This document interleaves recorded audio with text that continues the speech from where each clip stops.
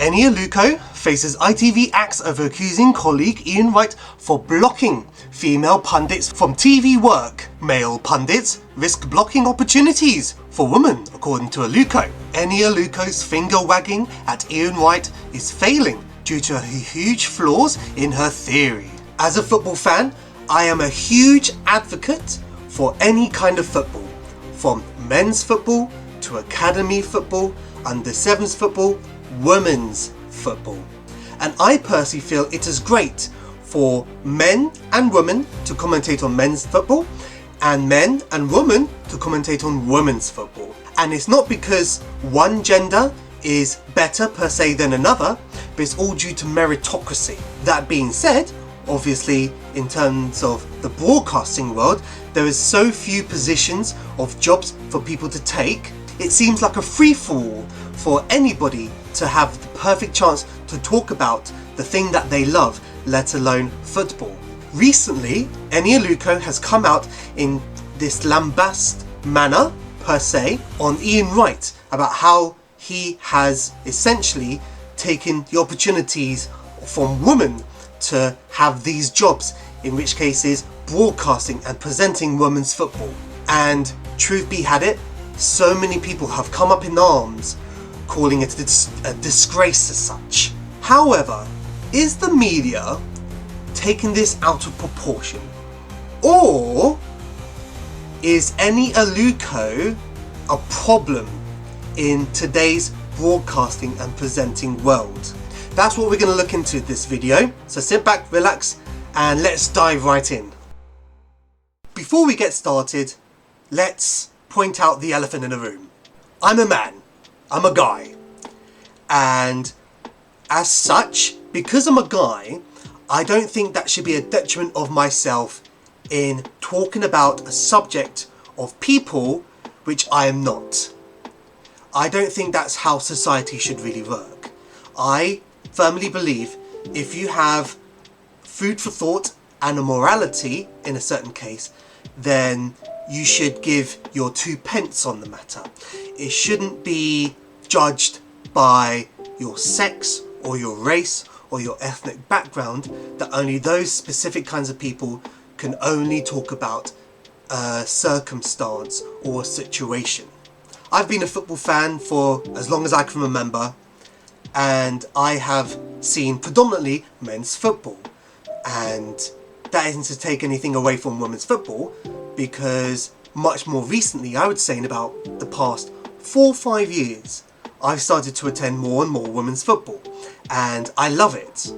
I love the prospect of advocating for more women to join in football, to have fun with football, to get into football within any sort of medium, from playing it to broadcasting and commentating on it. And I think what is even more of a wonderful opportunity within the sport is the fact that we have people from different genders participating in the commentary of it. My favourite pundit in the men's game throughout different forms of channels and shows is Sue Smith. I simply adore listening to Sue Smith. She is my favourite, if not one of. She talks so eloquently, and you can really tell that she has so much experience under her belt that a majority of the times, sure, at the end of the day, every single commentator or pundit you think of, there's always going to be one person who might disagree because of different experiences or different thoughts as such. That's the way society works, and it is what it is. But I would like to think when everybody listens to Sue Smith, more often than not, a majority would say she speaks so eloquently and has such an amazing point of view. I want to listen to her more.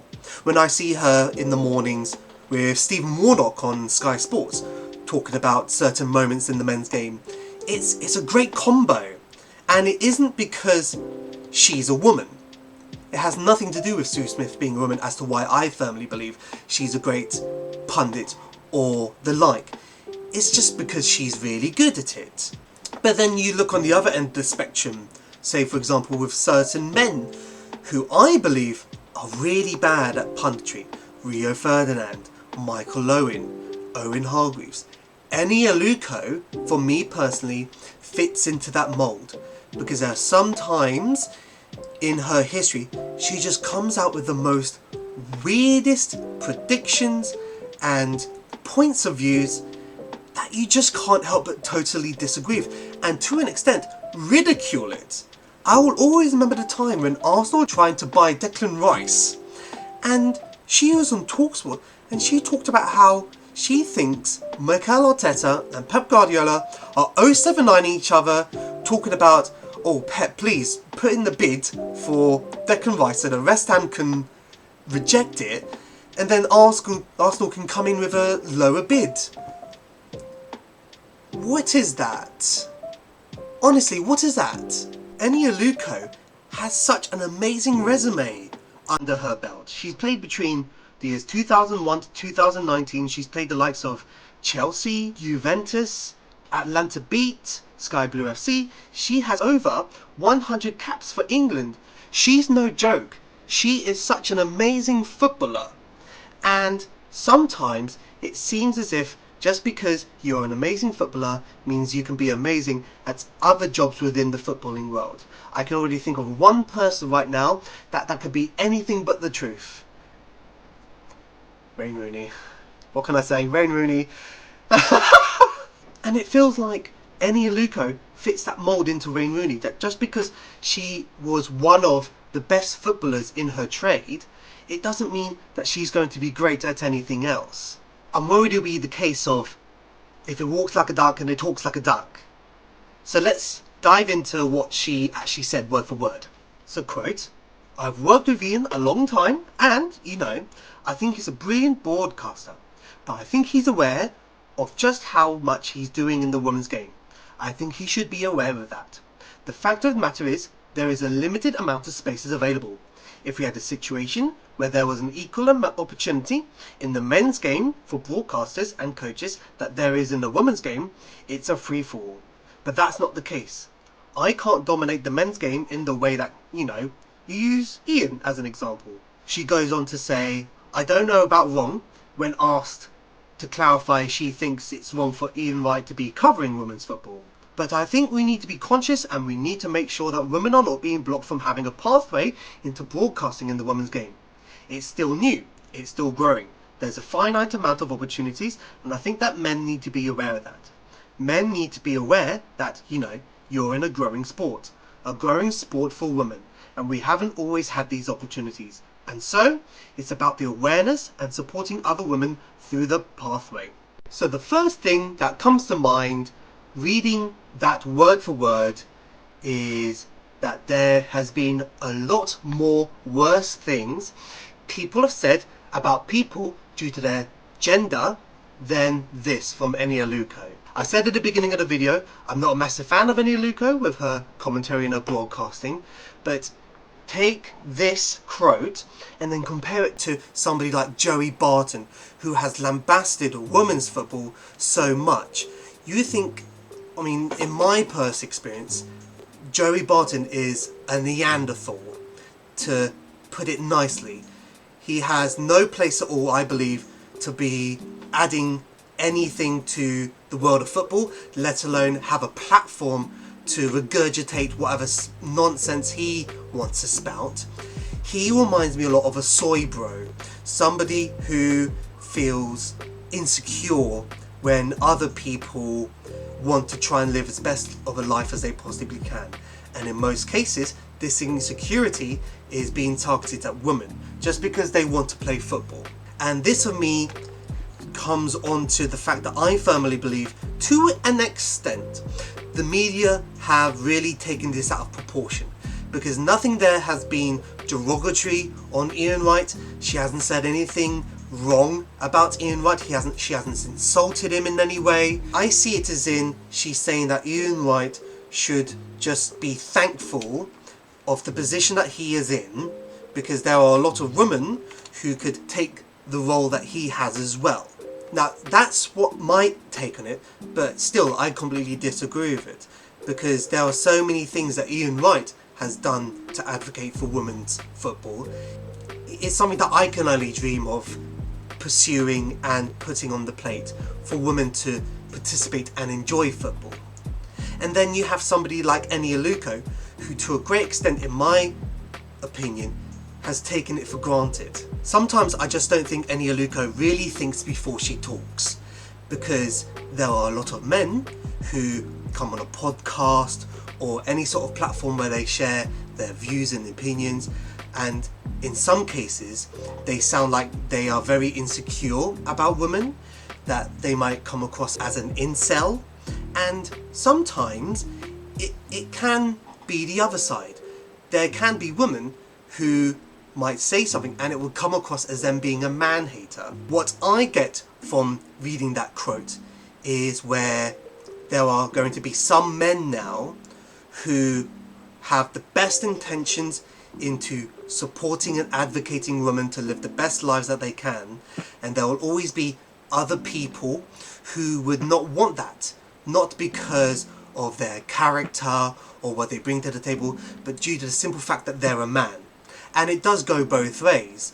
You see so many comments on social media when women's football is on Instagram pages, for example, and you get all these men, predominantly men, who just lambast it and make a joke out of it. Sure, he might have donated £15,000 to pay for 664 women to attend a League One training course. Sure, he might have paid £1,700 out of his own pocket for a female footballer to go through rehab after suffering a ruptured ACL during a match. But no, I have a great grievance with Ian Wright simply due to the fact he is a man in women's football. To some extent, it is discriminatory, because what Eni Aluko is saying, sure, she isn't calling Ian Wright this, that and the other, but it's essentially telling Ian Wright to check his own privilege. Women have fought so long and hard to have the right to play and enjoy football, and there was a small amount of men who prevented them from having the ability to do so. And they fought long and hard, and they won, and we are now seeing rewards for it. And I think Eni Aluko does a great disservice for it. I'm more happy to see in the men's game if there was a whole panel of women on it talking about it. Likewise in the women's game, if there's a whole panel of men on it, let alone a mix of men and women talking about men and women's football. It's about meritocracy at the end of the day, not about gender. I just find it incredibly unfair. I would have the same reaction if, for example, Paul Merson came up to say to Sue Smith that she should check her privilege into taking the space of Gillette Soccer Saturday, because there could easily be another professional footballer who could take that space. It's not right, and it's not fair, and it's discriminatory. To an extent, I feel it would damage women's football at the end of the day with Eni Aluko's comments compared to inspiring others to join women's football.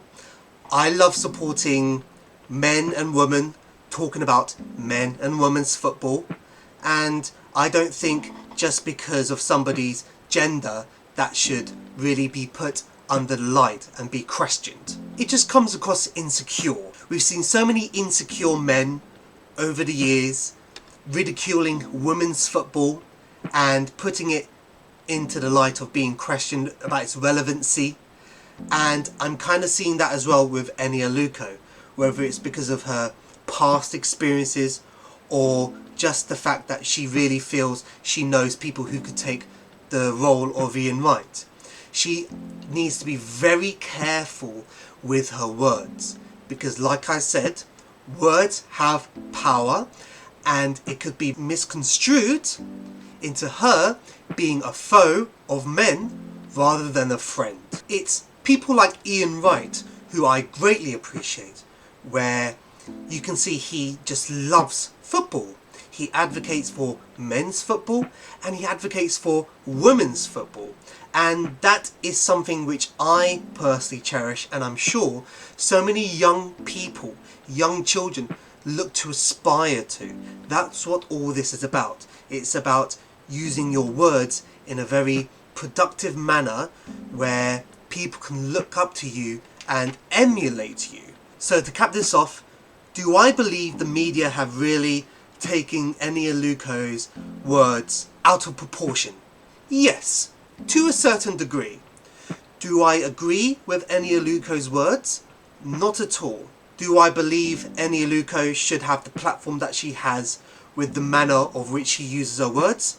I'm not convinced. There are so many young girls and women who look up to Eni Aluko because she's historically a fantastic footballer.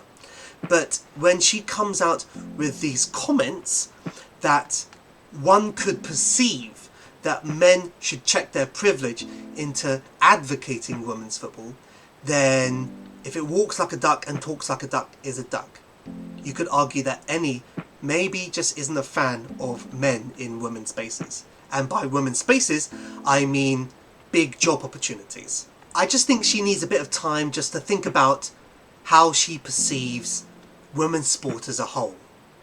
And in doing so, gives her the opportunity to be more constructive and positive with her words. Because I firmly believe if you feel this way with Ian Wright taking a role which a woman could facilitate, there is a much better way of going about talking about it. I believe when you've chosen to voice your opinions on matters, whether it's on Twitch, Instagram, YouTube, then you need to take into consideration the words you say in this situation. There are lots of young people out there in this crazy world who are looking to emulate adults and to try and establish an identity. And I personally don't believe on the internet there's a lot of positive role models to voice their concerns about injustices, whether they're big or small.